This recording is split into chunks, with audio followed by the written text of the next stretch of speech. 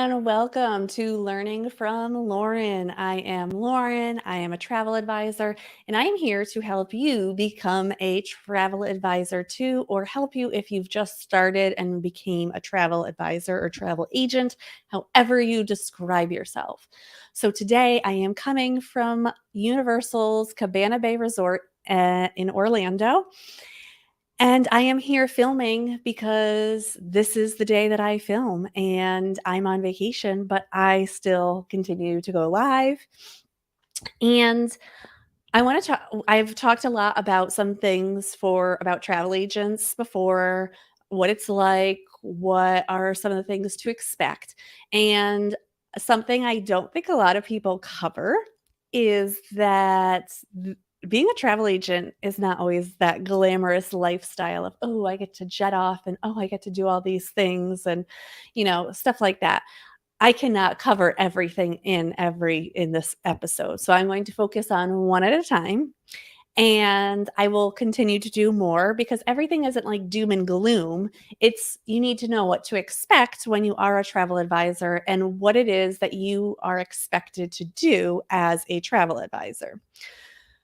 So one of the hard parts about being a travel advisor is that you're always on, meaning if your clients are traveling, you have to be available for them, even if you're sick, even if it's your kid's birthday party, even if, something you're traveling. I am currently traveling. I have other people that are traveling also. I still have to be in charge of their trip. I have to call Disney. I have to email clients back. I still have to do all those things, even if I am on vacation. Now, I might limit the emails that I have. I am going to Alaska this year, and I will have limited email at that time in which I will let all my clients know. And I have another travel agent that will watch my clients, someone they can reach out to while I am away. But for the main part, I am in charge of that. I am in charge of my clients. I'm in charge of letting them know I'm going to be away. I am in charge of still keeping things up and going. Now, as travel agents become more established and you maybe make a certain amount, you can also hire an assistant that could help you during those times. So when you're on vacation, you don't have to worry as much about those things. But that's not something typically where you start off as. A lot of agencies might even have you start off being that person where you are that backup person for some of the other agents while you're learning and training. So you need to think about that too. And it kind of gives you a good perspective that, okay, like my clients are leaving at 6 a.m. in the morning. I have to be up in case there's something wrong with their flight, or if they have a question, or if their flight gets canceled and and they can't get out that day. I need to adjust what their vacation looks like because now they're not even getting in today, they're getting in tomorrow. And what does that look like? So you have to be the problem solver for people when there are problems.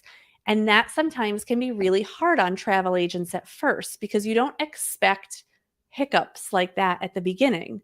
And there's going to be hiccups at the beginning. Your first client, it's going to be a little stressful on you. It's going to feel like you're not doing enough, or you want to make sure you have everything and you're working so hard for them and they're going for like 2 days somewhere. Something like that, where you just want to like learn the process of what it's like when someone travels, because there's no way to explain it until you have traveled and you've had clients travel to understand that they might have questions for you. And there's different ways that they can contact you. You could decide, should they be texting you when they're on vacation and they have a question? Should they be emailing you? Do you have a special Google number that they text you through that so you know it's through that? Do you still set certain work hours? Do you say like during this time, or once you check in, make sure that you get your help from the front desk at that point?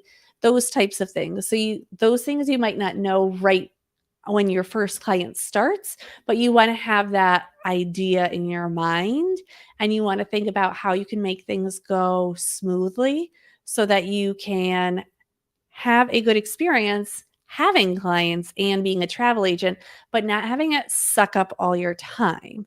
And that is a hard balance. And one thing I know a lot of us do is if I know I'm going to travel, I will only take on a certain number of clients when I'm traveling, when I know I'm going to travel, because I don't want to have that many clients that I can't access and I can't fully take full control over. If I'm in Alaska, I can't really help someone in Disney at that time because we're on a time difference. I might have spotty internet. Things aren't that great right then. So I don't want to have to make some other agent be in charge of my clients that I've worked with all this time and then be like, hey, for your trip, I'm not going to be around. So you kind of want to map out when you're traveling based on when you have clients, when they're traveling, and maybe block out that time, because I know I've blocked out that time for when I have a lot of clients. I won't travel during that time. So I did a last minute trip this October, and I made sure that I didn't have any clients during that time. And I don't always do that, but this time I wanted to because it's a special trip and I want to make sure that I don't have distractions from other things. So these are things you want to think about when you're becoming a travel agent, is your time and how you're going to have your clients be in your life.